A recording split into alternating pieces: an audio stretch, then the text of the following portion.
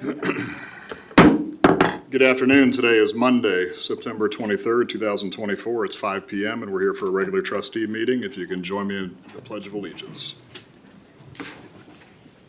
I pledge allegiance to the flag of the United States of America and to the republic for which it stands, one nation, under God, indivisible, with liberty and justice for all. Thank you. We have an agenda presented to us. Are there any changes or additions? None from staff. Okay. I'll make a motion to approve the agenda as presented. Second. Ms. Wallace? Yes. Mrs. Dean? Yes. Mr. Kratz? Yes. I make a motion to accept the general ledger report in the amount of $356,632.56 for the September 18th, 2024 payroll. Second. Mrs. Dean? Yes. Ms. Wallace? Yes. Mr. Kratz? Yes. I make a motion to accept the payment listings report in the amount of $265,764.52 for warrants through 9/19/2024. Second. Ms. Wallace? Yes. Mrs. Dean? Yes. Mr. Kratz? Yes. And at this time, we have minutes before us from the September 9th, 2024 regular trustee meeting. Are there any changes or additions or modifications?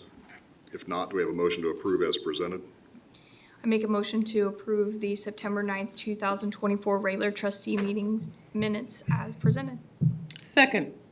Mrs. Dean? Yes. Ms. Wallace? Yes. Mr. Kratz? Yes.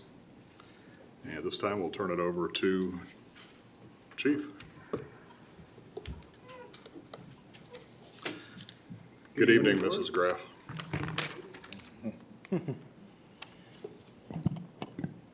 Thank you for the time this evening. As you recall, we had a lieutenant resign and go to a new career field. And as a result, our authorized staffing level had a vacancy.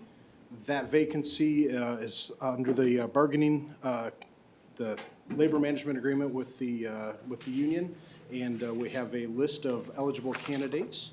And with that, it's my recommendation tonight to fill the position with the number one candidate on that list. It's my honor to recommend for promotion to the position of lieutenant, a member who demonstrates the knowledge and skills that exemplify the professionalism and pride of the Beavercreek Township Fire Department and our commitment to the citizens of Beavercreek. The position of lieutenant is charged with managing the day-to-day operations and readiness of the individual fire stations and personnel, lead their personnel in training, initiating and monitoring task-level assignments at various emergencies, managing programs and program budgets, and overseeing the development of the personnel they work beside. Lieutenants in our organization report to our captains. I'm recommending to you this evening that firefighter Joseph Trick be promoted to the position of lieutenant. Firefighter Joseph Trick became a full-time member of Beavercreek Township in May of 2015. Since then, he has become certified rope, trench, confined space, and ice rescue technician. He also holds operations certifications in structural collapse and swift water. Joe has continued his education by becoming a fire instructor and obtaining his associate's degree in fire science. He has assisted in multiple programs such as the SCBA program as an SCBA technician, the Fire Gear program, and the Honors Committee. Joe looks forward to the opportunity to serve the Beavercreek Township community as an officer for many years to come. Joe would like to thank his wife Callie and his son Emerson and his daughter Everly for their constant support and encouragement. It's my pleasure to recommend to the Board of Trustees that firefighter Joseph Trick be promoted to the position of lieutenant. Great. Thank you.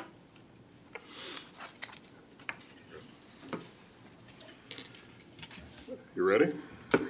I'm ready. Come on up. Are you ready? All right.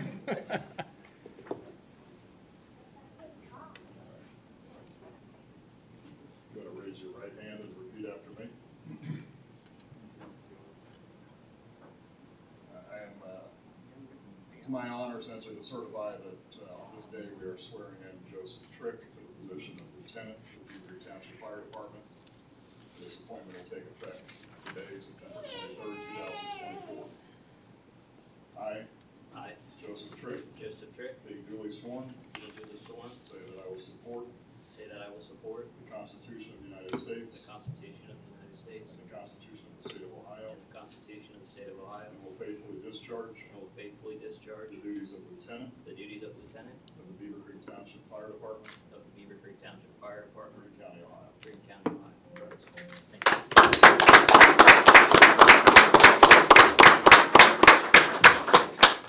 You want to come up here? Mine doesn't work very well. I got a new one, but it's still not working.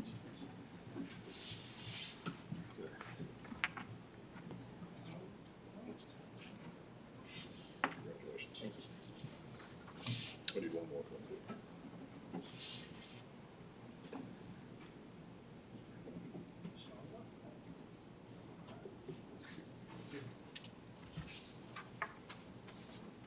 Pass that one down. Didn't get this one. We keep the portfolio. Oh, that's all. Pass it to Ryan. Get the top ones.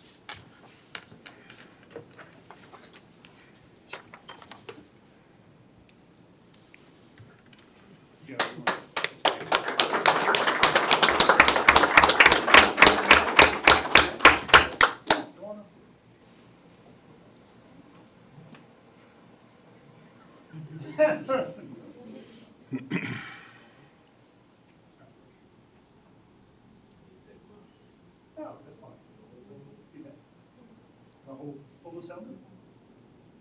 There you go, okay, ready? We'll do a couple, okay? Thank you. Yep. Lieutenant, who are these other people that are here as your honorary guests? I got my parents, my sister, and then my brother. Awesome. With their two youngest. Awesome. Great. Come down here. We'll get a picture of you and the trustees.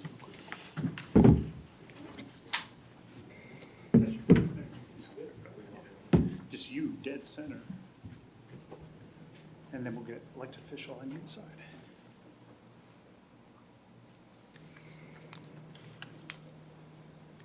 Perfect, ready, 1, 2, we'll get a couple ready.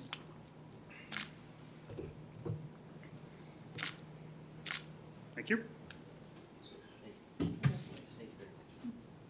Thanks for joining us. Jeff. You did a good job.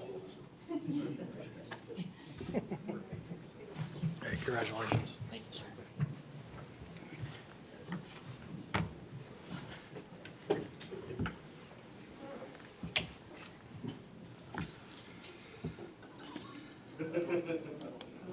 At this time, we will open the podium up to any citizens desiring to speak. Seeing none, Mr. Rushing will move on to, looks like no old business, no new business. Greene County Sheriff's Office has been quiet, and we're on to HR. Yes, Board, we have in front of you a renewal of our EAP services. Since 1988, the contract that we've had has yet to change. And recently, we were approached that the renewal needs to be amended for some updates. And I'll introduce our HR manager, Jill Sink, who will present the renewal with you.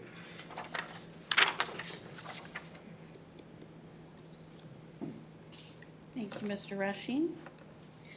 Mr. Rushing is correct. We've had a contract with Premier, which was Employee Care Miami Valley Hospital since 1988.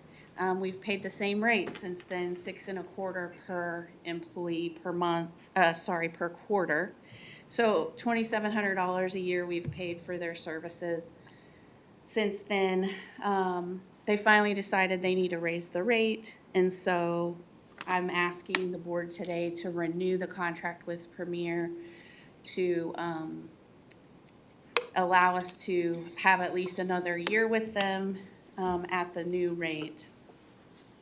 The services that they offer are, I think, very valuable even in the absence of individual employee utilization.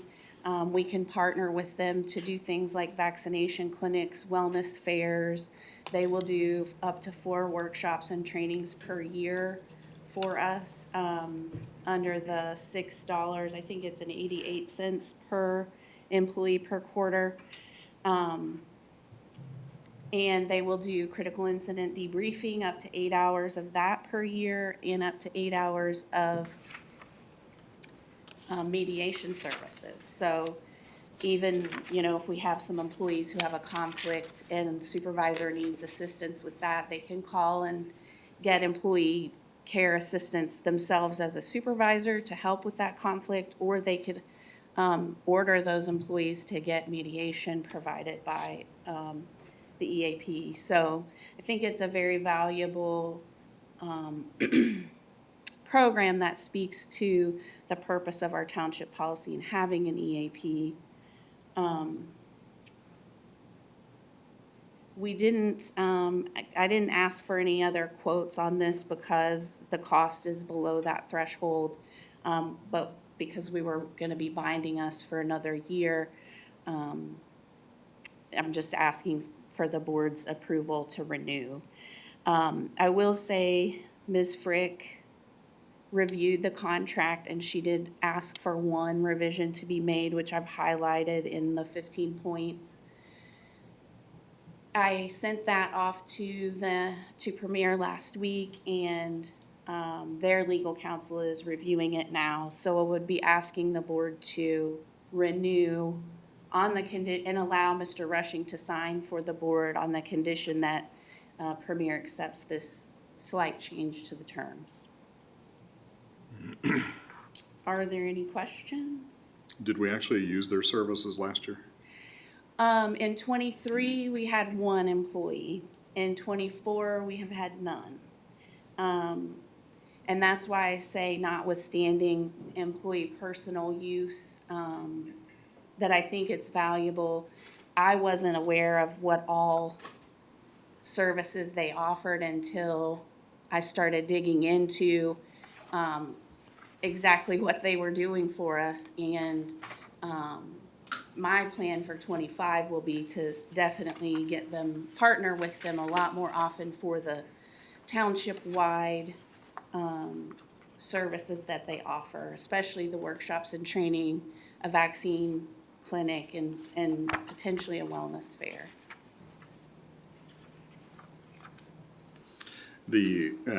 So the wellness program that we used in the past, where we had individuals come in once a year for, and I'm looking back to when we did blood pressure checks, and, there was some advisory services, I guess, and some screening services. We're no longer doing that.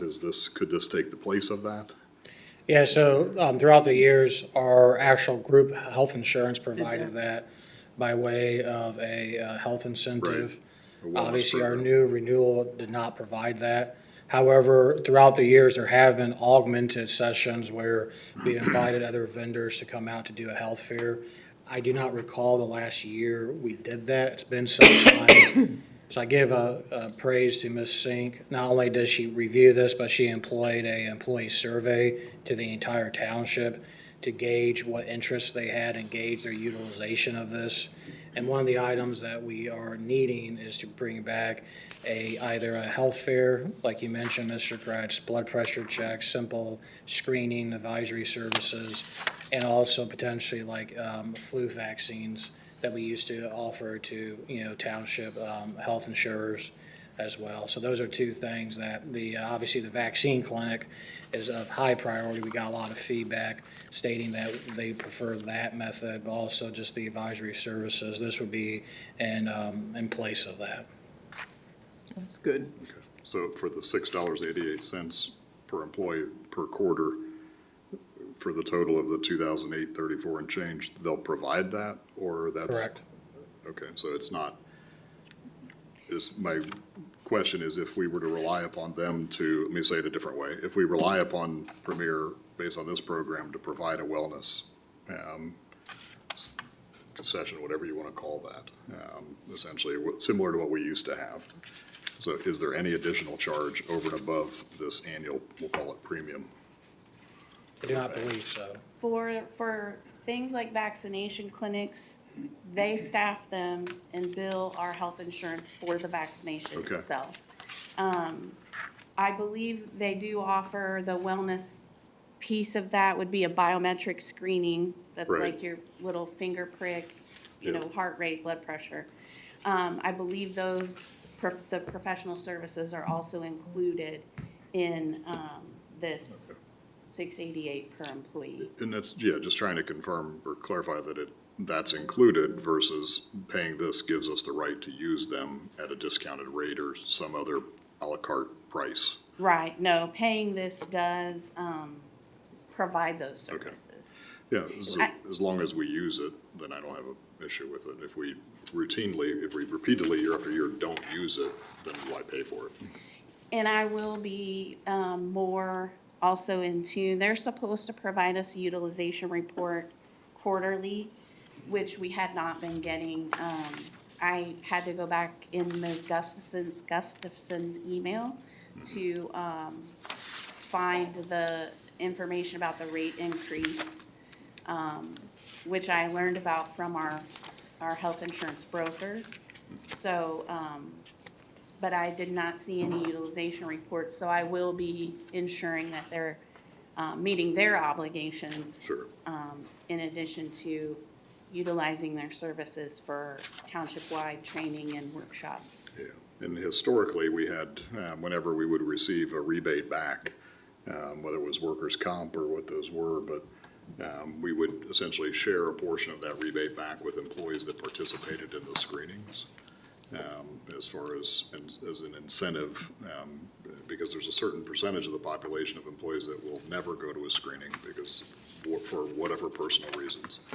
And then there's a large part that will, and so we were attempting to encourage that. So it would be beneficial if and when those rebates ever came back to us in the future, that we could look back on this and have data to at least know that these are the individuals that participated and used the wellness program that was available to them, when we're making that decision as far as how we share that rebate back. I will make note of that to make sure. I'm presuming they can, obviously, within the confines of HIPAA, they can let you know who has participated or who has not participated in the program. So, or if there's a way to track that, just so we can. In addition, Board, this is also one of the few intentional items we have for mental health. By having by having employee assistant program, it does allow every employee up to 10 counseling sessions to address any sort of mental health issue. As you all know, being in the public safety world or even in the non-public safety sensitive positions, whether it be work life or personal life, this does provide an avenue. Mental health is something that is very important for our employees and their well-being and their morale. So this also provides that included within the quarterly cost.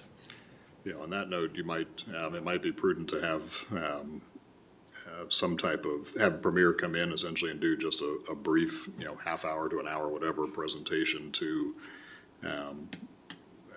essentially perhaps our captains, lieutenants, and up, to make sure that they're aware of those services. So that, because they're the most likely gonna be the first ones to hear if there's a concern or a problem or realize it, rather than waiting until it gets all the way up to the highest ranks of leadership. So Yes, and in that it's vein, creating awareness. I've So, met with Lieutenant Ferguson already, who's the champion of the peer support team. And we've talked about, Good. Working in collaboration to make sure everybody's aware. One of the other services they provide is just simply an EAP orientation. So they'll come out and talk to people, employees, about because there is a lot more to it than I even realized Sure. that's available. You can not just get mental health coaching, but like life coaching, nutrition, time management, organization, things like that. And as supervisors, we can use their service to get tips and advice on handling difficult situations. So Good. I think proper promotion will increase utilization. And we've had a That's good key. turnover in staff too, so it's good to have these new techniques to share with people. Yeah, yes. And I did also want to note, I don't know if you all noted, but this also assists the fire department in meeting one of its accreditation goals related to wellness. So I think that is some added value for us as well. Okay, we have a motion. I move to approve the request to renew the agreement with Premier Community Health for its employee care program to provide employee assistance services for a term of 1 year, automatically renewable for a period of 3 years, to take effect October 1st, 2024, and provided Premier Community Health accepts the requested revisions to Article 1B3 of the agreement to authorize the township administrator to sign for the board. Second. Discussion, Ms. Frick, what is the termination clause? If it's automatically renewing for 3 years, do we have to notify them within how many days? It's 30 days. I was gonna say it was 30 or 60. I knew it was relatively, Okay. So Not a real we just long need to one. make sure we put that in some kind of electronic calendar so it reminds us to revisit it 90 days before before the expiration so that we can make sure it's something we want to keep using. Yes, thank you. Okay. Otherwise, we're in it for 3 more. I think it Or is it- renews annually for Okay, 3 that's if not we what this want. says. This says essentially it'll renew for 3 years after the first year. Oh, I'm sorry. It should say, if I'm not mistaken, do you recall? yeah, I think you can do it, you can renew it annually for Up to 3 three times. three Yeah. times total. Yes. Okay. So to clarify that for the record, then what we were approving is a 1-year subscription to the program, for lack of a better term, that'll renew on an annual basis for a total of 3 years. That's correct. Okay. Thank you. My apologies. Yep. Any other discussion? Ms. Wallace? Yes. Mrs. Dean? Yes. Mr. Kratz? Yes. Thank you. Thank you. Thank you, Board. Let me pull up the PowerPoint here. Next on our agenda is the continuation of our adult use marijuana conversation.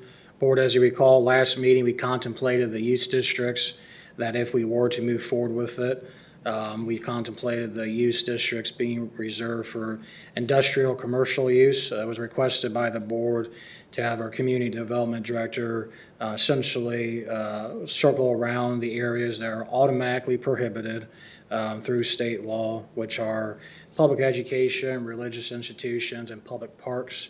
So with that framework, Mr. Earhart will walk us through his presentation here and give us a better understanding of where essentially the problem, how large that problem is if we allow it. Good evening, Board. Good evening. Back for this subject again. We'll keep tailoring it down. I presented at a previous meeting the slide that you see here, and after some discussion, and we talked about narrowing it down to specifically the industrial districts and the business districts. Moving that forward, I was asked to also take a look at those areas where they were be prohibited. And basically, there are facilities defined in the Ohio Revised Code that says basically 500 feet away from prohibited uses. That's 500 feet from the door of the establishment to the boundary of the property that has that. So it's kind of hard to work backwards, but you'll get the general gist as we go through. Yeah. If you're 600 feet from your property line, it can't be at your property line. Right, yes. Okay. So, you go to the next one. So here are the prohibited uses: church, public libraries, public park, and public playground. There was a question that came up about what about churches who rent space? So I did some more research after I presented this slides to Mr. Rushing, and basically, if you're a tax exempt church, you qualify. If you're not, you're not. So if you're renting space and you're not tax exempt, then you would not be one of those prohibited uses listed on here. With that being said, moving on, here's your new diagram. So the yellow is those districts, or those areas of those districts, industrial, B1, B2, PDB, all those commercial districts. The red are the prohibited zones.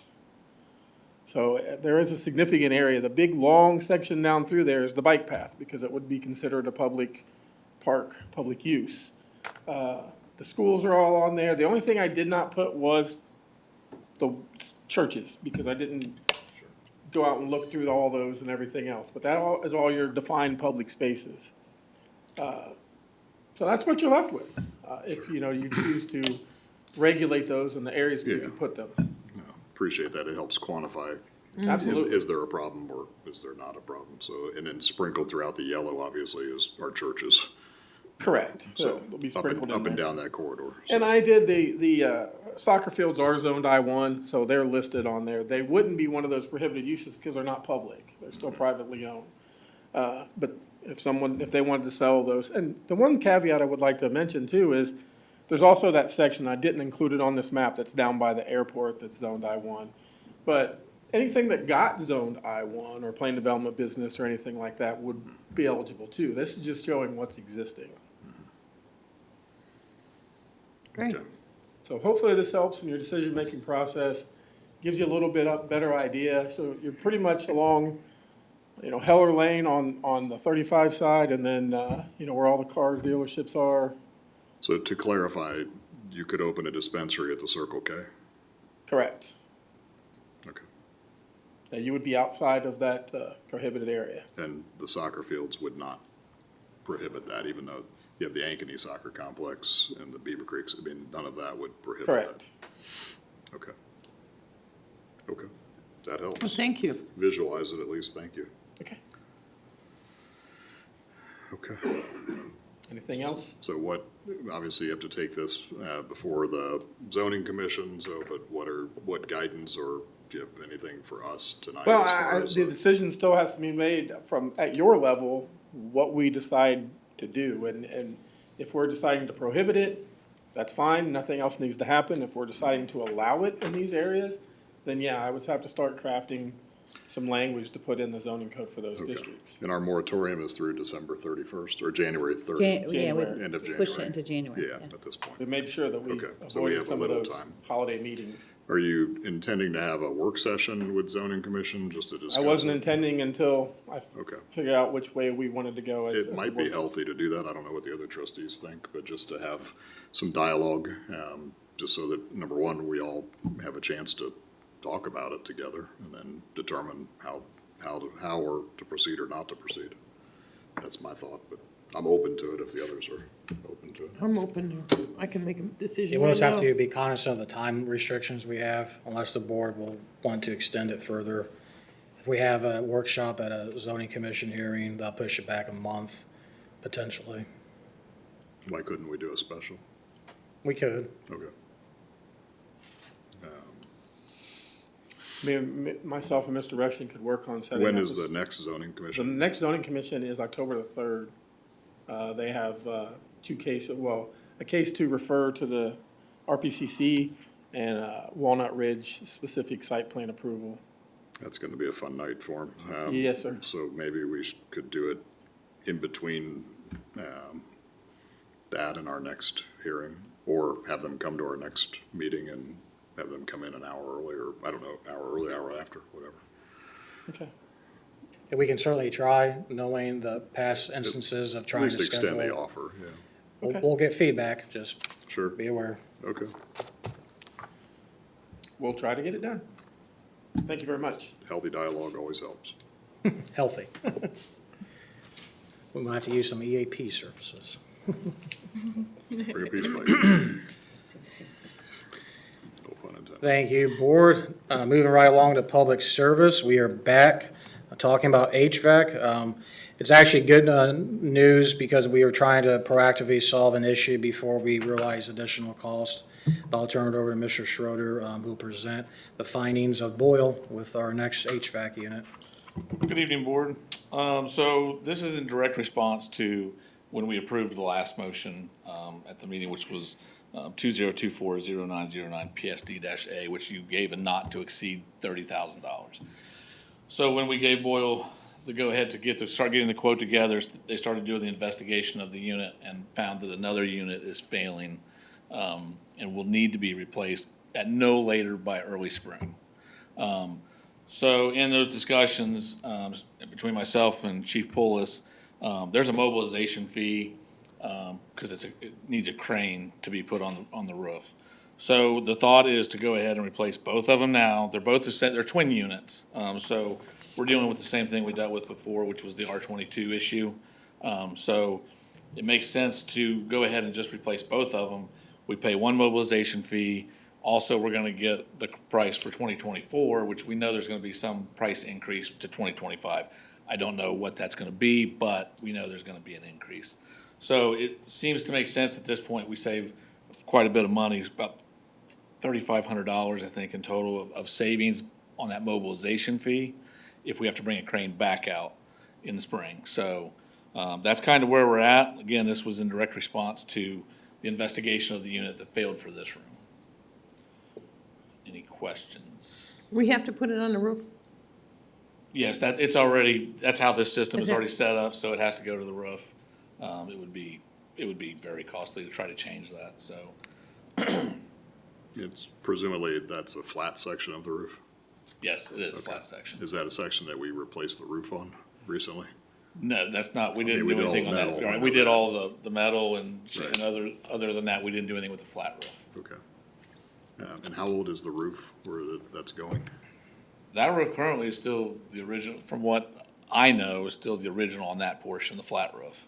I don't Okay. think we've done anything to the flat roof. We've had to we took the shingles and put on metal, which we just finished that project up here, I think in the spring, if memory serves. To all of the charges he is facing. He is pending administrative. Very quickly, the flat roof itself Oh, there's Tim. was replaced with the roof improvement back last year. So Okay, okay. Okay. Okay. We don't have to replace And it. so the new unit will fit the existing curb that's up there? Yeah, so essentially, we're just changing that unit from what they're both twins, so they're staying the same size, they're just gonna be updated, so it doesn't change the footprint of the unit. Okay. So everything fits in Yeah, that same and space. where I was heading was obviously the caution required on a flat roof when you change out a unit. It's a prime opportunity to puncture a roof. Well, and So you're right. You only want to touch it as few times as you can. 100%. I would rather not, touch it at all, but Right. I here we understand. are. But yeah, when they remove the old one and when they put the new Right. one on, and then not everything usually lines up exactly. Right. So- Well, and to your point, I think this makes it a better situation if we're gonna have the crane one time, instead of Yeah, doing it one time and then having the option, bringing it back again, we do it in one fell swoop yeah, and limit our chances. okay. And then, yeah, just to protect that membrane so that Correct. we don't cause damage. Okay. And from a timing perspective, they can get this, when will they have the second unit available? I will have to get with them. I was working through this to see how that was gonna play out before we got too far involved, but I'll get with them first thing in the morning. I'll get this quote to Mr. Rushing to sign and then get it sent straight over. Okay. And we have reasonable confidence that the price per ton for these units doesn't demand that we go out for a bid? Not to my knowledge. No, No, we don't have the confidence, or no, we shouldn't? no, we don't have to go up to bid for that. Okay. Okay. I concur, no. Well, when I say we have reasonable confidence, you say no. Okay. All right. Yeah, I agree, do it once and be done. So we have a motion, and essentially what you're looking to do is amend the amount from 30,000 to 36,347. Correct. Okay. Who wants to go for Do it? you want me to wait on him or? Go ahead and do it. It's recording. I make a motion to amend motion number 20240909-PSD-A from a not to exceed amount of $30,000 to $36,347 and to authorize the township administrator to sign for the board. Second, Mrs. Dean? Yes. Ms. Wallace? yes. Mr. Kratz? Yes. Thank you, board.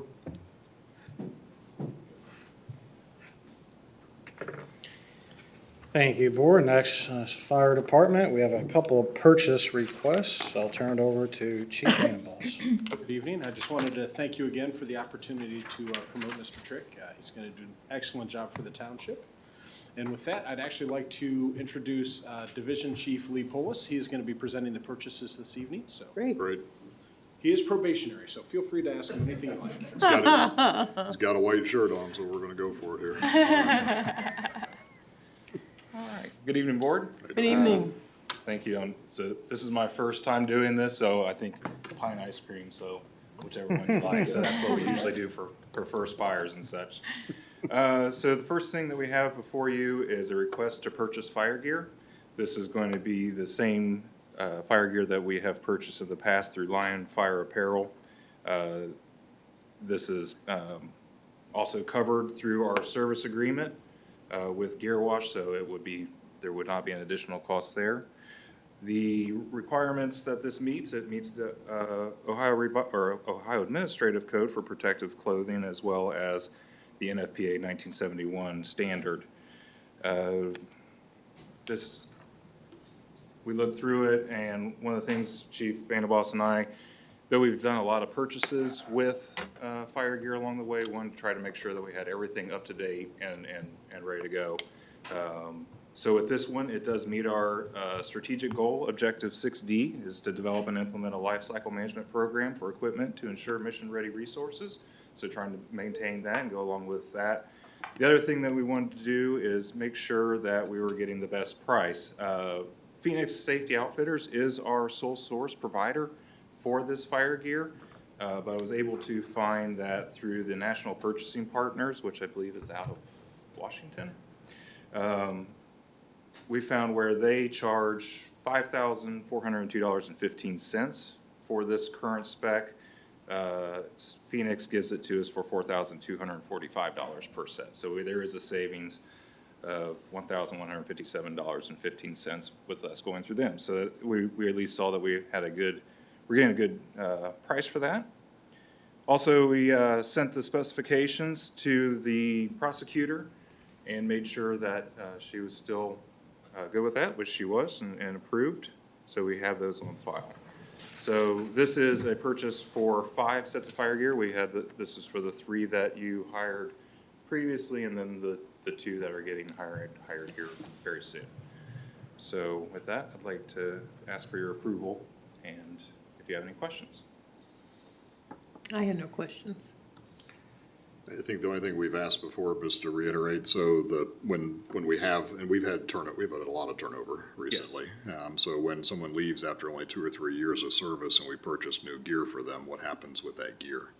So the gear that we have, we will, because we try to have our goal is to have two sets of fire gear for every person. That way they have a clean set of gear.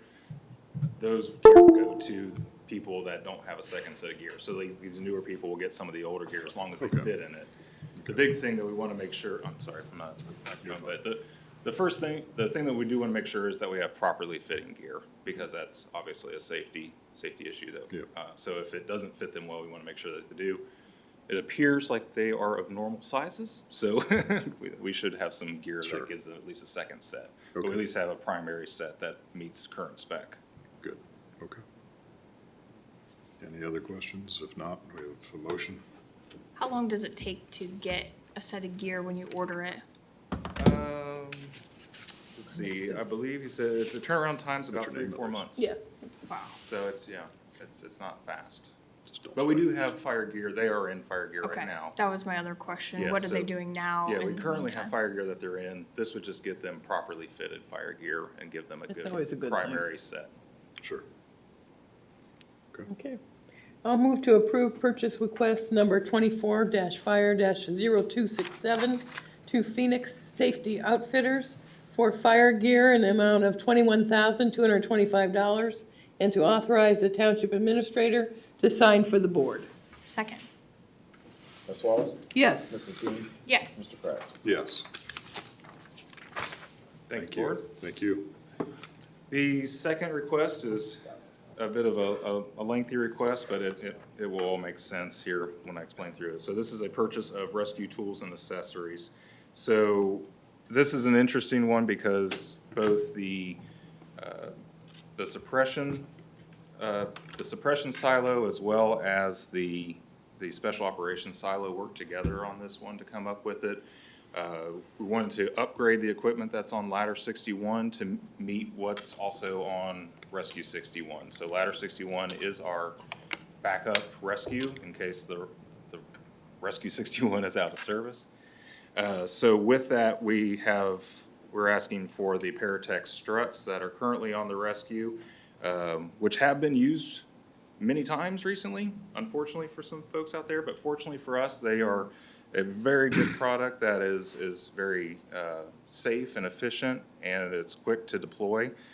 So we want to change that out on Ladder 61 so that it has that same capability. The rescue jack stabilization struts that we currently have are well out to date. I think when I first started here is when we purchased those. So we've got a good amount of use out of them, but they are large and clunky and they're getting expensive to maintain. The next thing that we are looking to purchase is the Genesis Ram 18-volt tool. So this is to replace our current hydraulic ram. It's an extrication piece of equipment. Typically, we're able to do most operations, rescue operations, with our cutters and spreaders. However, you get some more serious ones that need additional work and additional resources. This is what we need to have. And in fact, I think on the extrication that they had up on Indian Ripple near the cemetery, they ended up using the current ram that we have, which is hydraulic powered. So the problem with that, or the weak point of that, is that we have to have a gas powered generator, and we're limited to the space, the amount of hose that we have. So with this battery powered equipment, we're able to go about anywhere with it. Works faster, easier to set up, again, quicker, more efficient, and better for our crews to use and for the patients involved. All of these this one is requesting the some of the different equipment that goes along with it, just to help us make it a more versatile equipment. The final one on here is the Genesis E-Force combination tool and the equipment that goes along with that. So Ladder 61 currently has an old hydraulic set of tools. So again, has the same set of limitations on it, with the gas-powered generator as well as the length of the hose. So this would allow us to have that capability with the battery powered, and it's, it also has it's updated, safer, quicker. With this, we're asking also for the RIT tip attachment. What this tip does is on doors like commercial doors or heavily fortified doors, our typical ways of forcing entry into a building it's very labor intensive and it would take a long time. This tool would be able to open up those doors much quicker. So much safety and access for the firefighters and the people inside that we're trying to rescue. So again, all of that, this also goes along with our strategic plan goal, objective 6D, develop and implement a life cycle management program for equipment to ensure mission-ready resources. It does fall under the Ohio, I think I said this already, Ohio Revised Code, as well as NFPA. And with that, I would like to ask for your approval for the purchase and willing to take any questions. Chief, didn't we buy struts for what, Chief Polis, I don't know if you remember, but Chief Andros, we bought struts for just like 6 months ago? That was for the rescue. For the rescue, okay. Because I remember we saw it and asked about it, so. Yeah, and if I recall correctly, these are compatible with those, so they can actually bring both Switch of them those up. together and do even more complex. Every now and again, we get those weird, especially vehicles in the building seem to be all the rage these days. So we've had instances where the crews have had to actually support like the building structure to be able to safely Right. extricate people and vehicles. So this gives us more flexibility in those types of operations. Okay, thank you. Did I answer that correctly? Correct, yeah, and the rescue jack system that we currently does not have the weight capacity to be able to handle the structural components. No, I don't. Okay, I have no other questions. go for it.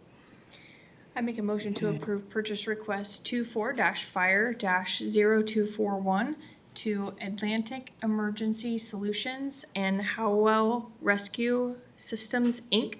for Paratech rescue struts and battery-powered hydraulic equipment with associated accessories in the amount of $39,283.94, and to authorize the township administrator to sign for the board. Second, Mrs. Dean? Yes. Ms. Wallace? yes. Mr. Perry? Yes, Thank you, board. thank you. That's all of my investment.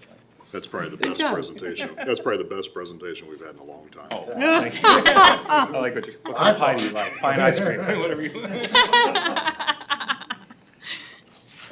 And you dressed up. Yeah. You've set the precedent. All right.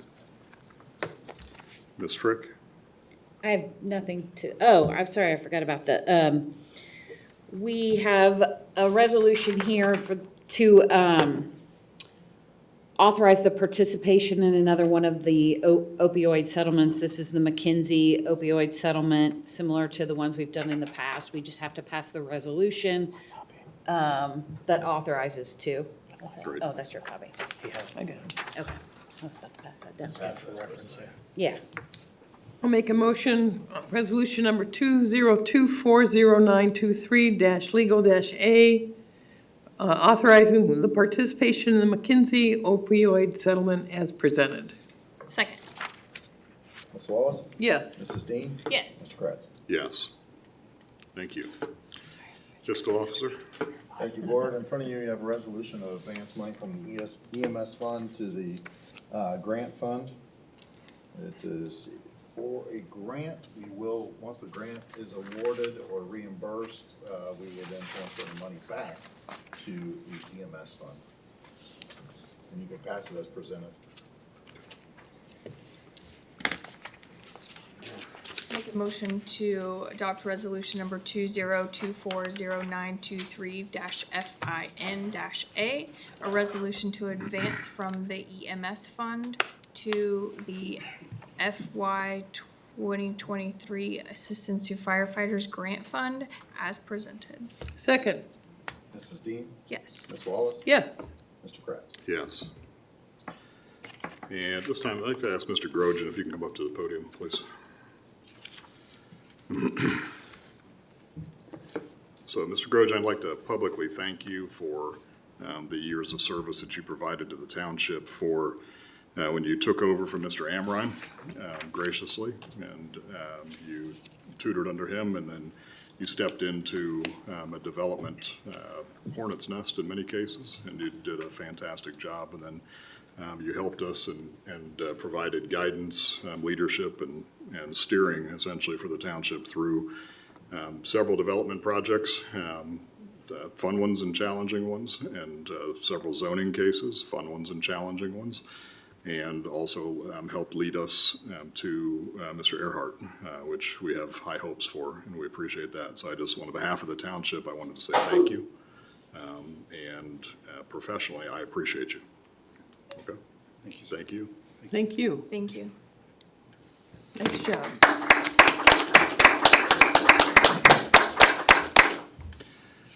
MVRPC. No report. Opioid Regional Task Force.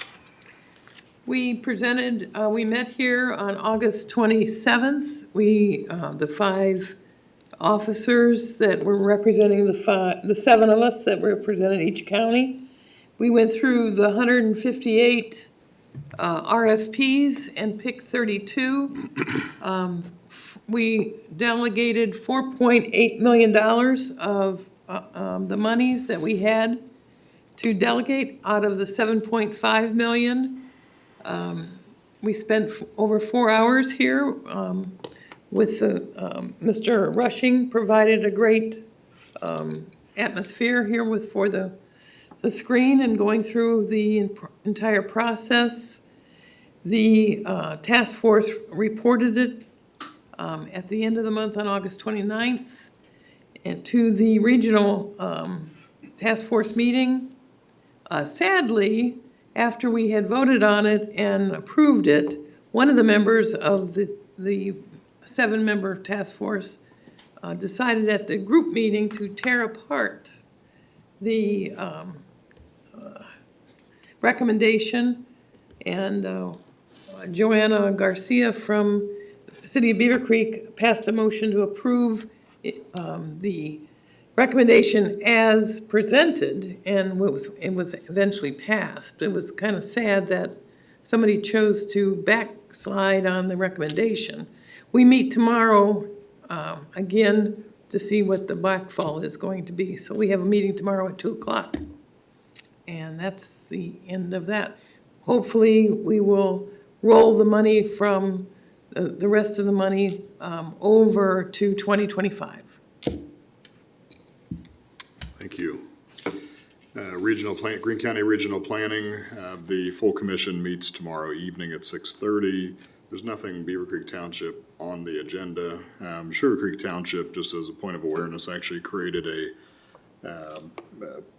is essentially trying to adopt a trees in the right-of-way type text amendment. They almost verbatim just took what we had created.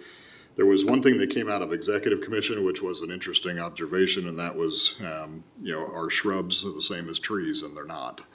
And so the language that the executive committee is going to essentially recommend to the full commission is that it's landscaping in the right-of-way of trees or any kind of landscaping. So because there's other problems that can be created if you put an is an arborvitae a tree or a bush? I mean, you get into these different debates. So it might be something just to think about as we go forward, not necessarily to amend it again, but we were very specific of trees in the right-of-way as a big problem, but it's going to be expanded for Sugar Creek to include all landscaping in the right-of-way.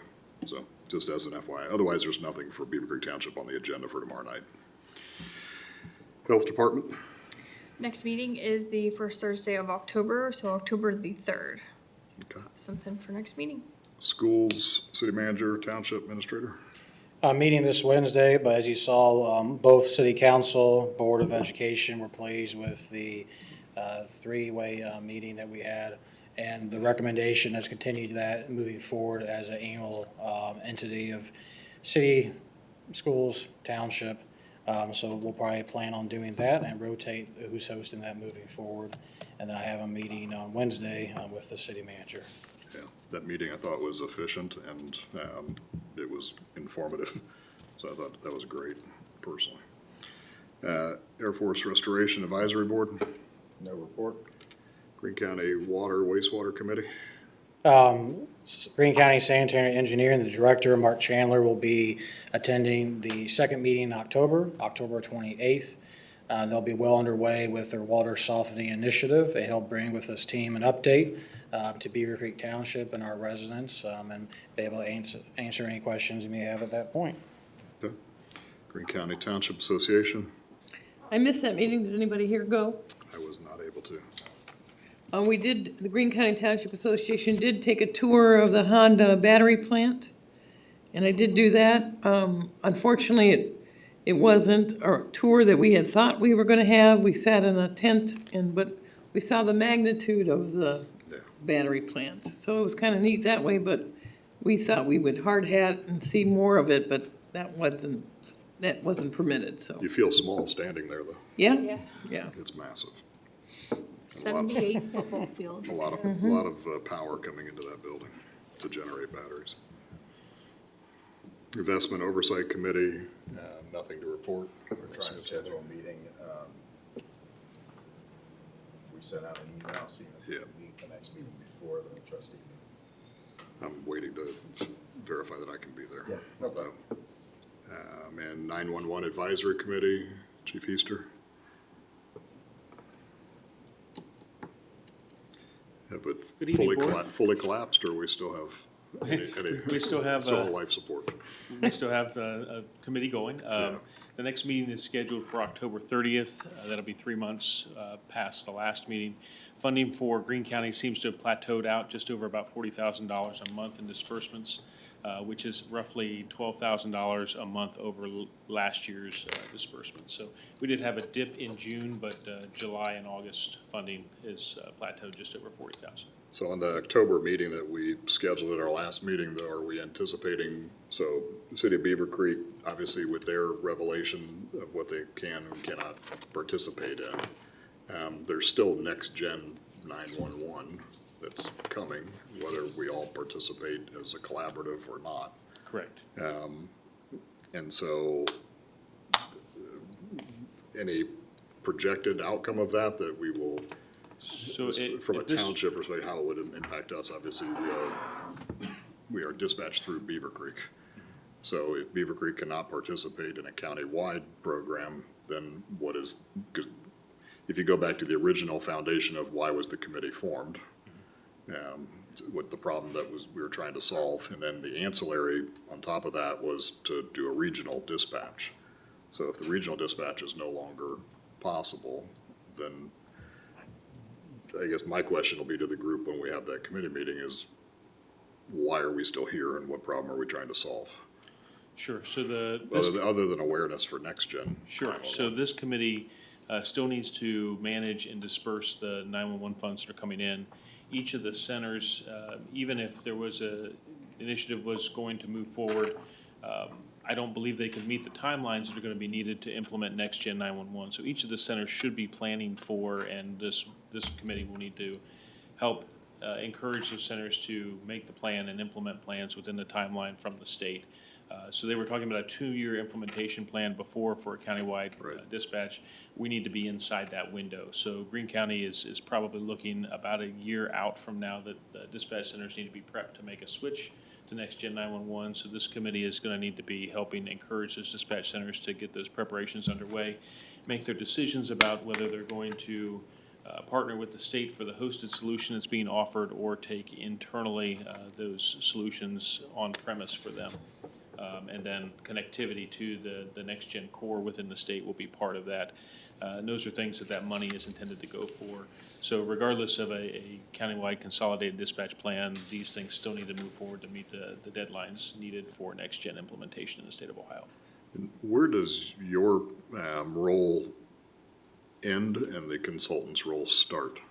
So my role ends specifically with managing the Master Street Address Guide and ensuring that the data is entered correctly into the telephone systems, both GTE, Frontier, and AT&T for Greene County.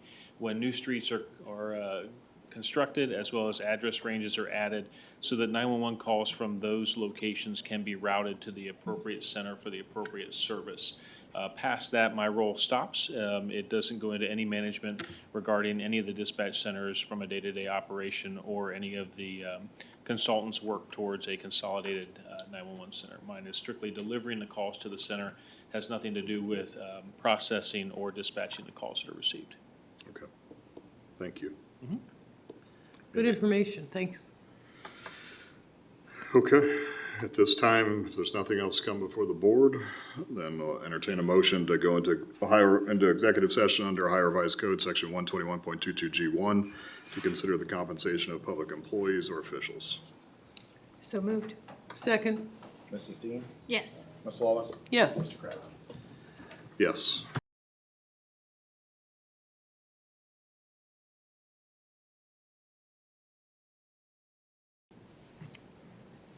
So that part's working. Correct. Thank you, board. We just need a motion to come out of executive session and reconvene the regular meeting. So moved? Second. Ms. Wallace? Yes. Mrs. Dean? Yes. Mr. Kratz? Yes. Thank you, board. We have 2 policy changes that are my recommendation. The first is our vacation leave policy. Essentially, our recommendation of the 2 problems we're trying to solve with both of these policy changes is, 1, to bring some level of parity between collective bargaining and non-collective bargaining employees, and 2, from time to time, we have to look at our compensation and benefits. As we all know, in the marketplace, job availability, it's very high. There's low supply of qualified individuals. So in terms of recruitment, retaining, from time to time, we have to review our own policies to remain that competitive advantage. So the first policy, as mentioned, is the vacation leave policy. A couple recommended changes. 1, there are some non-substantial changes to the policy, like, for example, there's no longer a township road department or an agreement for such road department. So that's stricken from the agreement. The main substantial changes to the policy would be the vacation leave payout. Currently, right now, employees are able to carry over half of accrued vacation from one year to the next.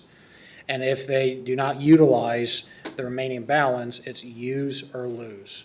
So from one year to the next, they accrued based off their years of service, and they can carry over half or 50% from one year to the next, and anything that's not utilized is use or lose. To bring parity to the collective bargaining agreement to township policy, this would allow employees to have a payout clause in the township policy. So how that would function is that employees would still be able to carry over half of accrued vacation from the current year to the next. And if they have not utilized their remaining vacation balance, they could submit a request to have the balance in which they would potentially lose paid out at the end of the year. This is non-pensionable, according to both pension, public employee retirement system. We're not opting into that program, and this provide another competitive advantage to our non-bargaining unit employees. And I'll be happy to answer any questions if there are. Mr. Rushing, just a couple questions. So number one, as far as the period of time when they need to provide notice that they want that amount, that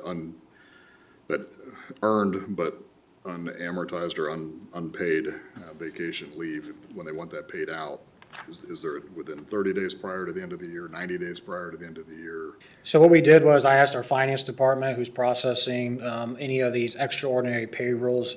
As you can imagine, the more payrolls we add, the more complexity, the more chance for error.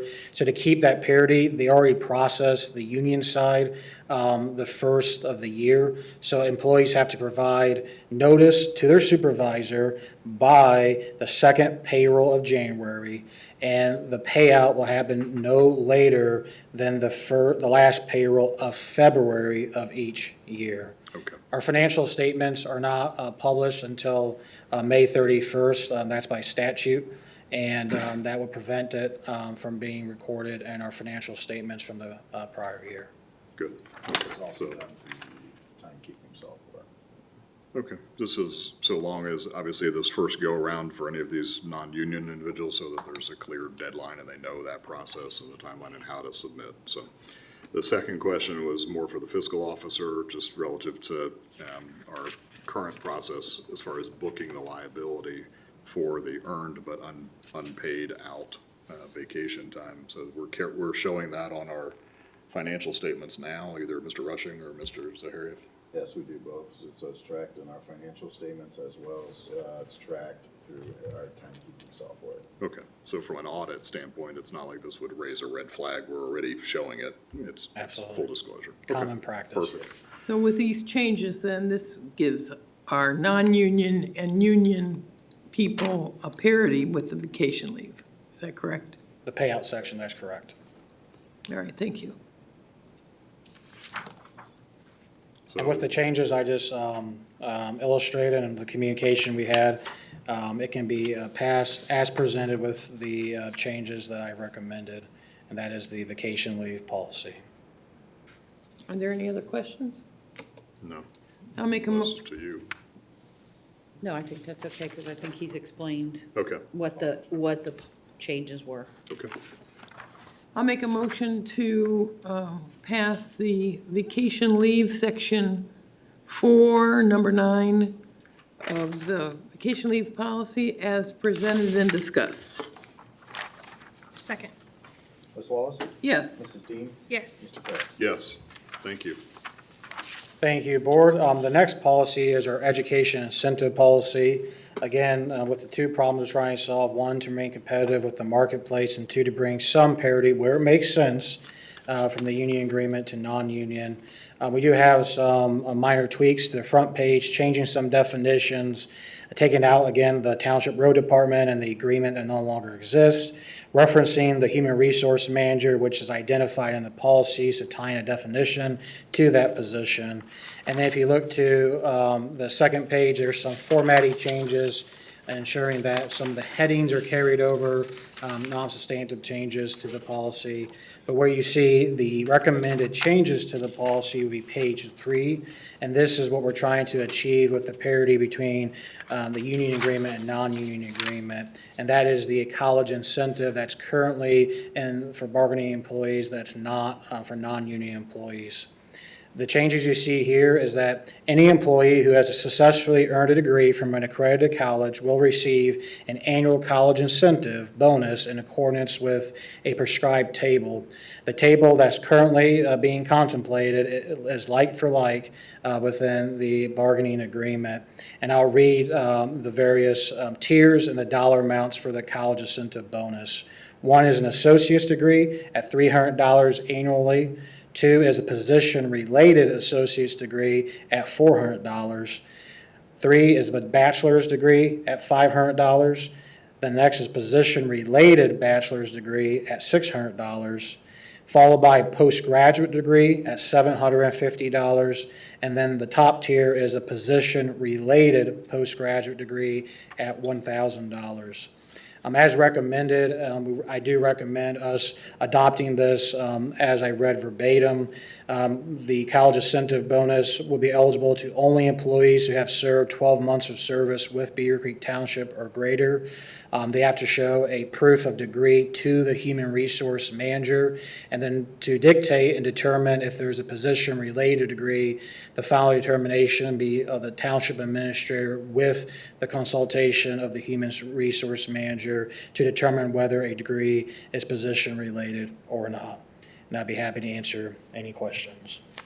If someone left the township and received a degree, would they have to pay anything back? No, this is a education incentive for their service while they're here. This is not a reimbursement of them attaining education. That is a separate policy that we do have guardrails on. We have a year and a 2-year guardrail of payback if an employee would receive a degree paid for by township dollars or continuous education. This is not that. This is just an incentive for those employees who currently have a college degree. Okay. Okay. Mr. Rushing, so a couple of questions for you on the, these reimbursements, or this incentive, I should say, is paid in arrears after the 12 months, correct? So think of it as every year, by the first payroll in December, finance and consultation with human resources will go down the payroll listing and ensure which employees have a college degree or not, and if they have served 12 months of service with the township or not. And if you have those two qualifications checked off, you will receive this education incentive. Okay. So it's not viewed as in the arrears advance. It's at that moment in time, you have two qualifiers, 12 months of service, and have you achieved one of these degrees through college. Okay. And it's 12 months of continuous service? Correct. Okay. Not cumulative. So if someone left and came back? I don't believe that question has ever been asked, I'm but just thinking through a temporary, part-time temporary that has benefits available to them. Do they qualify for this or not? a similarly situated position, we treat service credit as just months served. So without having gone through that scenario, I would say we Snowplow would, driver, yeah. we would equal that as, even if it's intermittent service, as long as you have 12 months of that, regardless of continuous Okay. or intermittent, we would award that. That's how we reward that based off vacation leave. We reward that the same way based off of PERS credit in terms of service credit to employees. Okay, But you can, it's within your purview to restrict that if you believe it's okay. the best And policy. so, as far as the HR directors, obviously, when you, if this policy were to be implemented, there would be an initial rush of, and it may be 5, it may be 25, I don't know. But there'll be an initial batch, for lack of a better term, of people that are submitting to say, I have this degree or that degree or whatever that Correct. degree is. And so, this township has a history of an individual that falsified a degree. And so what mechanism does it, regardless of whether it's union or non-union, how do we verify that? Because if someone So presents a copy. per township policy, all employees have to submit transcripts from their accredited college to that. Okay. We verify the transcripts, and to the Okay. best of our ability within reason, we don't go knocking on the university's door, but we Sure. do best with our reason to verify that they've achieved what they Okay. submitted. I was a just good looking to point. make sure it wasn't just a copy of a degree that never existed. Correct. Okay, Good point. I hear you Yeah. loud and clear. yeah, that happened. It has. Good. And then, so then my only struggle with this is more from a private sector mind of, I have a difficult time, because my understanding, if I read this, if I understand what you've said correctly, and I interpret that it's whether I come to Beavercreek Township with a degree that I earned sometime prior to my employment. Correct. Or if I attain a degree during my employment. Either way, if I attain it during my employment, there's a continuing education reimbursement program and I get an incentive. Is that correct? I get both? So if you come to the township without a degree And earn a degree that's. and earn a degree, we do have a reimbursement program Okay. that has guardrails for stipulation of service time and what we are eligible to reimburse, grade stipulations, the type of degree they would earn. So we are in the driver's seat with education reimbursement, and now the education incentive, which is what this policy contemplates. As long as, again, you have it when it was verified, 12 months of service, and at the time, you'd be paid that. So an employee could take advantage of both. Yeah. Can I say something though? This first page, the purpose, it says the college incentive program rewards those employees who completed post-secondary education prior to employment with the township. Yeah. It doesn't That's why I'm say asking. prior or during their, Or thereafter. Well, I would recommend that this would be worded so that we honor, to me, there's two qualifications, a 12-month service as well as proving that you have a college education at the time it's awarded. Isn't that in your job offer? Pardon? Isn't that in your job offer? What is? When you hire someone Yeah, and you offer them a salary, and you have two people that are applying and one has a degree and one does not, and your prerequisite for the job was that you had this degree or so many years of experience, or both, and you make them a job offer of $50,000. It's really 50 plus this incentive for the rest of their employment with Beavercreek Township. Is that correct? that'd be correct. Okay. So, back to my original question, is it for if they earned it before their employment or before and after the day they were employed? Be for both. I recommend having for both, because we have employees Which that language matches what's in the union contract? they receive it both. They do, okay, all right. So then the second question is back to the private sector minded side of it and saying I have a very difficult time essentially giving an incentive, a perpetual incentive, because that's really what this is. It's in perpetuity for as long as they're Correct. employed here. If they do 30 years of service and they have a postgraduate degree that is not job related, we're suggesting that we give them a $750 bonus for the rest of their employment. Correct. Yeah, I don't agree with that. If it is job related, and I think an HR director, anybody in the HR business, there are degrees that many people would not think correlate to business. Psychology is one of them, that people think, why would you give somebody who got a degree in psychology a job in business? It's very important that you understand psychology. If I get a degree in Russian poetry or in dance or in culinary arts, I can't think of a single job in Beavercreek Township where that would be applicable skills. You might be the best person to do the cooking, but and I'm not belittling that because our crews, they cook their own food, but that's not what we hired a firefighter for. So. But in that instance, My it only, would receive my only it. recommendation would be to make that, to change it to where it's position related only. Otherwise, I have no issue, but just with a clarification that it's both if you earned it prior to Correct. and after. So, in many cases, I would almost say that you would reward someone that pursued a degree that was job related after their employment here more than someone that earned it 10 years before they got here. But that's a different discussion. Sure. So, because if you use it, it's one thing to say we just want things to be equal. Well, the world isn't equal. It isn't. So, for a lot of reasons. And so, but then you say, really what you're wanting to do is incentivize people to improve themselves so that they can either do the job they do better or excel and move up in their career here. And then this is almost, you want to use this as a retention tool you know, against, it's almost a hedge like against inflation or against being recruited, because they're gonna keep getting this. So, and then they have, when they say they're thinking about leaving, you can say, well, do the math, you have this much over your career here. So, you're just being paid your sign-on bonus over time.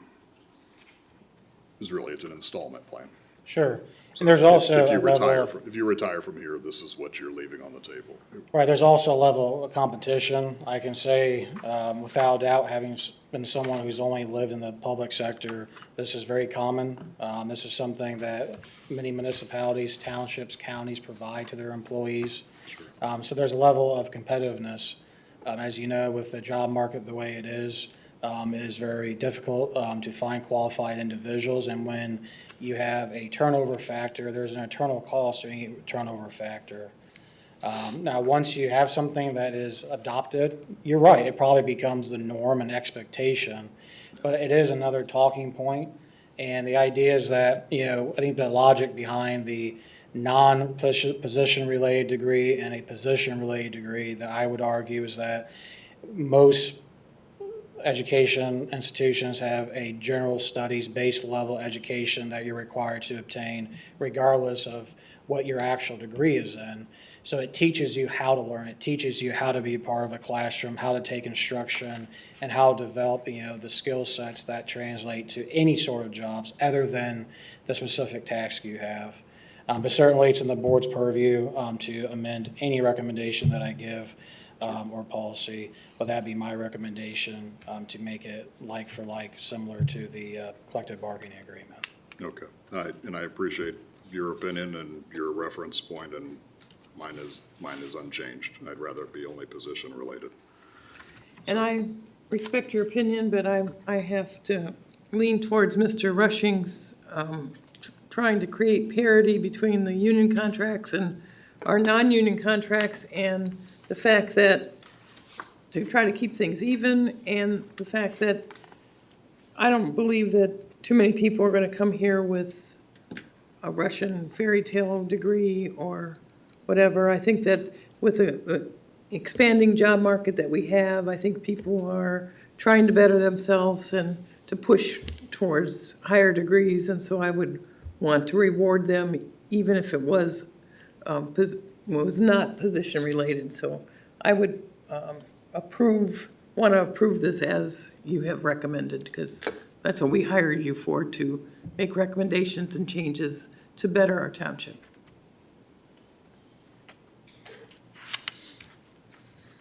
I'm gonna agree with Mr. Kretz and to amend it to position related only. Do we want to keep, as I read them, associate's degree 300, position-related associate's degree 400, bachelor's degree 500, position-related bachelor's degree 600, postgraduate degree $750, position-related postgraduate degree $1,000? Are we just striking the entire line? Striking associate's degree, bachelor degree, postgraduate degree, and leaving position-related associate's degree, position-related bachelor degree, and position-related postgraduate degree. So with the amendment, we will have the table And that would be at 2.4. the discretion of the administrator and the HR director. Absolutely. So, because obviously, that's where I think it falls to your judgment. So with that, we have the amendment to amend the education incentive program, that any employee who either prior to or has achieved after employment with Beavercreek Township will receive a education incentive, who has successfully earned a degree from an accredited college based off of the following tier: position-related associate's degree, $400, position-related bachelor's degree, $600, and position-related postgraduate degree, $1,000. Any employee would have to have at least 12 months of full-time service with Beavercreek Township and provide the human resource manager with proof of degree. Any employee who has multiple degrees will only receive the highest one-time annual college incentive bonus for the highest degree only. and that bonus will be paid annually in the first paycheck in December. As mentioned, myself as township administrator with consultation with the human resource manager will be the final determination of the position-related degree. But Mr. Rushing, you said one-time annual. It's a recurring annual, Correct, but they're paid for one of the highest highest level degree. degree they have. Correct, And they get one payment per year. correct. But it's a recurring payment throughout the tenure or the duration of their employment with Correct. Beavercreek Township. Correct, okay. So moved. Second.